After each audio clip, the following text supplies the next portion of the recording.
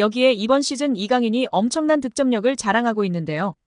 축구 통계 매체 트랜스퍼마크트는 25일 공식 SNS를 통해 스트라이커를 제외한 이번 시즌 유럽 5대 리그 최다 득점 순위를 공개하며 화제입니다. 1위는 10골의 모하메드 살라였습니다. 이어 9골로 브래들리 바르콜라였고 8골로 브라이언 음베모, 메이슨 그린우드, 비니시우스 주니오르 하피냐였습니다. 7골로 아데몰라 루크만, 콜 팔머였습니다. 이어 6골로 아메드 트라오레, 이강인이 뒤를 이었습니다. 이강인은 10위였습니다. 올 시즌은 창의적 플레이메이커 유형인 이강인 선수가 득점력을 과시하고 있어 많은 팬들과 전문가들의 기대와 시선이 집중되고 있는데요. 부상 없이 계속해서 맹활약하길 기대하고 응원하겠습니다. 여기에 유럽 5대 리그 출전 시간 800분 이상 선수들 중 키패스 순위에 이강인 선수가 오르며 화제입니다. 무려 2위입니다. 출전 시간 800분 이상 선수들 중 90분당 키패스 개수 환산 시 이강인 선수가 3.6개로 2위에 랭크되었습니다. 1위는 알렉스 베나 선수로 3.8개이며 3위는 근소한 차이로 3.5개로 하피냐 선수가 랭크되어 있습니다. 파리 생제르맹 동료 하키미 선수는 2.9개로 8위에 랭크되어 있습니다. 파리 생제르맹의 다른 공격수와 미드필더 모두 10위권에 랭크된 선수가 없습니다. 창조적이며 공격적인 키패스를 넣어주는 선수는 이강인 선수가 단연 으뜸이라는 사실이 증명되고 있으며 오히려 동료 선수들이 받아먹어줬다면 이강인 선수의 도움 공격 포인트가 지금보다 훨씬 높았을 것입니다. 여기에 이강인 선수의 미친 활약이 축구 커뮤니티에서 화제가 되고 있는데요. 하키미와의 환상적인 연계 힐킥 패스와 바르콜라에게 떠먹여준 크로스, 그리고 환상적인 강인턴으로 수비수 2명으로 허수아비로 만들어버렸습니다. 진짜 축구 센스와 천재성이 돋보이는 장면들이었는데요. 국내 축구 팬들은 물론이거니와 해외 축구 팬들도 난리가 난 상황입니다. 이강인 선수의 기술은 정말 세계적인 수준이라는 것을 부인할 수 없다는 것이 다시금 증명되었습니다. 영국 매체 더미러는 올 시즌 현재까지 알려진 최고 연봉 톱10 리스트를 공개했습니다. 프랑스 매체 파리지앵도 전세계 최고 연봉 톱10 중 올해 사우디 리그로 이적한 스타 플레이어가 8명을 차지하고 여기에 리오넬 메시, 킬리안 음바페가 가세한 정도라고 밝혔었는데요. 유럽 5대 리그에서는 음바페가 1위였는데요. 사우디가 포함되면 이야기가 달라지죠? 6위는 리오넬 메시로 약 656억 원을 받습니다. 5위는 유럽 5대 리그 1위였던 킬리안 음바페로 연봉이 약 1021억 원입니다. 공동 3위는 은골로 캉테와 네이마르입니다. 사우디로 이적하면서 약 1458억 원을 받는다고 알려져 있습니다. 공동 1위는 카림 벤제마와 호날두입니다. 약 2917억 원을 받는 것으로 알려져 있습니다. 특히 호날두는 맨유에서 쫓겨난 후 유럽 빅리그에 관심이 거의 없는 상황에서 과감하게 사우디행을 결정했고 얼떨결에 올 시즌 빅스타들의 사우디 러시 길을 닦은 선구자가 됐습니다. 2021년을 기준으로 이강인은 주금 6,000파운드 약 889만 원에 연봉 31만 2,000파운드 약 4억 6,240만 원을 받았던 것으로 알려졌었는데요. 23년 여름 파리 생제르맹으로 이적하면서 당시에는 연봉 등 계약 조건이 공식적으로 발표되지는 않았지만 이적료는 약 2,200만 유로 약 313억 원에 달하며 그중 20%는 새로운 조항에 따라 이강인이 연봉 외 보너스 상여금로 약 50억 원을 수령한다고 전해졌었습니다. 김민재는 2028년까지 5년 계약을 체결했다고 발표했습니다. 이적의 세부 사항은 공개하지 않았지만 현지 매체에서는 김민재의 연봉을 1,200만 유로 약 170억 원으로 추정하고 있습니다. 이강인의 절친 쿠보는 레알 소시에다드에서 주급 5,452만 원을 받는 것으로 알려져 있습니다. 황희찬은 5천만 원 수준의 주급을 받다가 최근 재계약을 통해 1억 5만 원 수준으로 올랐습니다. 손흥민 선수는 현재 3억 1천만 원 정도로 알려져 있고 재계약 이야기가 나오면서 더 높아질 수 있는 상황입니다. 이강인 선수는 약 56억 원의 연봉으로 주급으로 계산하면 약 1억 800만 원으로 알려져 있습니다. 이강인과 동일한 22세 선수 중 가장 높은 연봉을 받는 선수는 맨시티의 혼란인데요.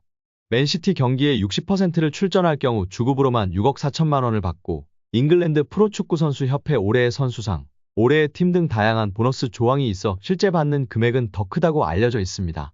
이강인 선수보다 어린 세계적인 유망주 중 한 명인 레알의 카마빈가는 주급 2억 3천만 원 이상을 받는 것으로 알려져 있고 잉글랜드의 희망이자 최고 유망주 벨링엄도 레알에서 3억 원을 받고 있습니다. 이강인 선수와 찐케미를 보여주고 있는 음바페 선수는 유럽 5대 리그에서 가장 높은 연봉을 받는 선수인데요. 주급이 무려 19억 원으로 알려져 있습니다. 이번에 다시금 재계약을 하거나 레알 이적을 하면 더 높아지지 않을까 예측받고 있습니다. 리그앙에서 그 다음 연봉이 높은 선수는 덴벨레로 주급 5억 원을 받고 있습니다. 이후에는 리카 에르난데스, 마르퀴뇨스, 밀란 슈크리니아르 등이 있다고 전해졌습니다. 이강인은 리그앙에서 16번째로 가장 높은 연봉이라고 합니다.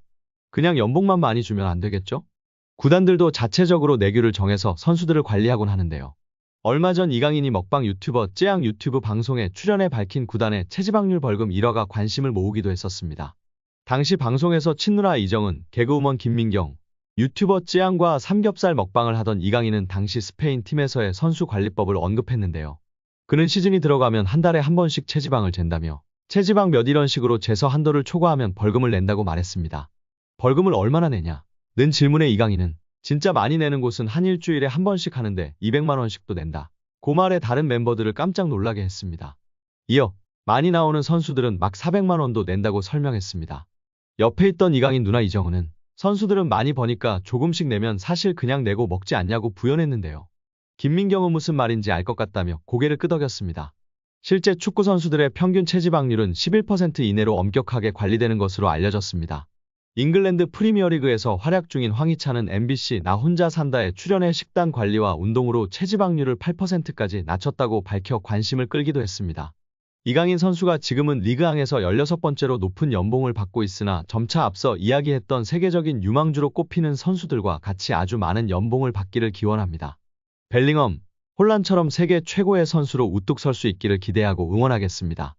정몽규 대한축구협회장이 사선에 도전하는 각오를 전하며 축구팬들의 분노가 높은 상황입니다.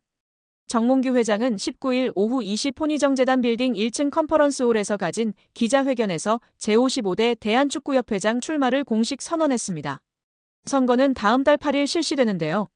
축구팬들의 거센 퇴진 여론, 국회의 현안질에 문화체육관광부의 자격정지 이상의 중징계 요구 등 전방위적 압박 소개도 사연임. 도전에 대한 질문이 나올 때마다 심사숙고해 결정하겠다는 말만 반복했던 정몽규 회장은 이날 직접 출마를 선언했습니다. 1시간 전부터 취재진이 몰릴 만큼 큰 관심을 모았는데요.